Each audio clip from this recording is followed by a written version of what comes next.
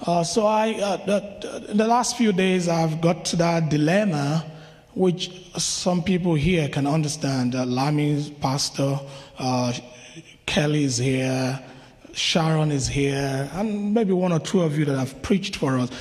Well, by the way, they will be preaching for me a lot this summer. I got to tell them what to do.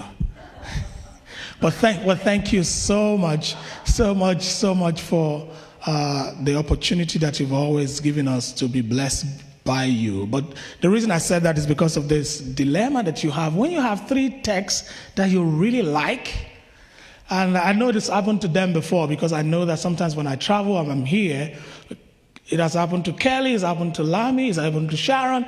They get their sermons, like, oh, this is what I'm going to preach. And then later, there's like, let's change the title a little bit. And then let's change the title. So it happens every time. So we will be traveling, this week. I just felt like, we're having this conference. Lami needs a change of environment. So maybe she's going to probably be in the hotel, just sitting down and resting and sleeping. So I struggled with my text. So I struggled and I really wanted to talk about David and Goliath. That was why you saw I picked that. I didn't choose the rendering. It's in the lectionary that way. They wanted you to understand the story, but it takes a long time to read the story. So they give you all these bits and bits so that you can understand the full story.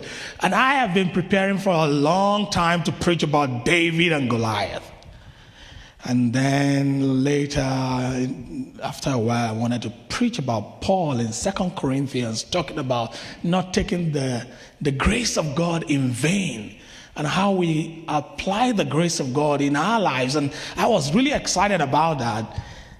And then, some few days ago, after kind of structuring my sermon, I felt like I wanted to preach about the gospel message.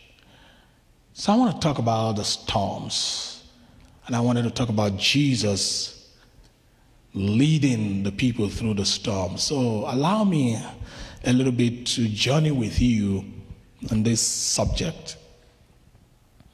That for us as Christians, those